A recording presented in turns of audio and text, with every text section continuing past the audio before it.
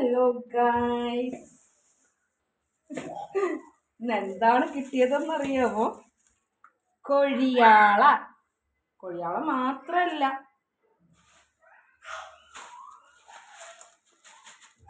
കൊഞ്ച്. ഇത് എൻ്റെ ഭർത്താവ് ജോലി ചെയ്ത് ഉണ്ടാക്കിയ പൈസയിൽ വാങ്ങിച്ചതാ.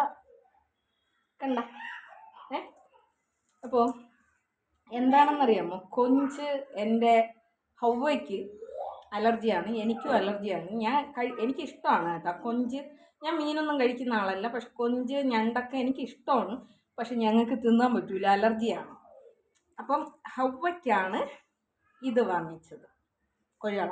എടാ, നമ്മൾ ഭീമാപള്ളിയിലുണ്ടല്ലോ പച്ച മീൻ കിട്ടും. പച്ച മീൻ. എന്ത് മീന്?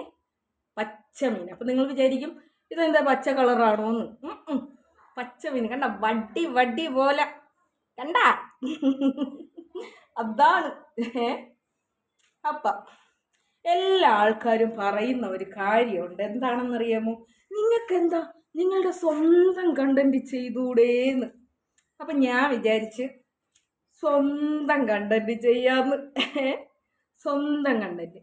പക്ഷെ എന്നാലും എൻ്റെ അമ്മയെ പറഞ്ഞൊരു മഹതിയുണ്ട്. ആ മഹതിയുടെ കളവുകളെ കുറിച്ച് എനിക്ക് സംസാരിക്കാതിരിക്കാൻ ഒരു വല്ലായികയാണ്. അപ്പം അതുകൊണ്ട് തന്നെ ഞാനൊരു രണ്ടാമത്തെ ചാനലെടുത്തു.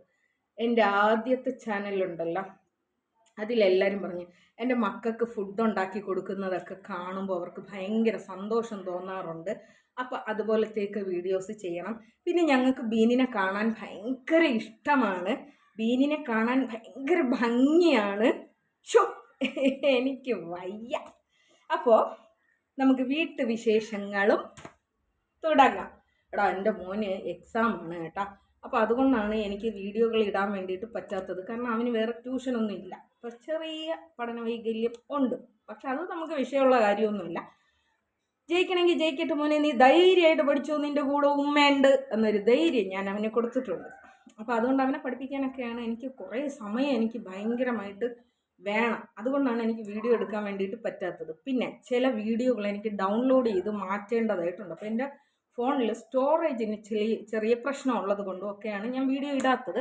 ഞാൻ ഭയങ്കര ശക്തമായിട്ട് തിരിച്ചു വരുന്നതായിരിക്കും. വെയിറ്റ്. ഓക്കെ.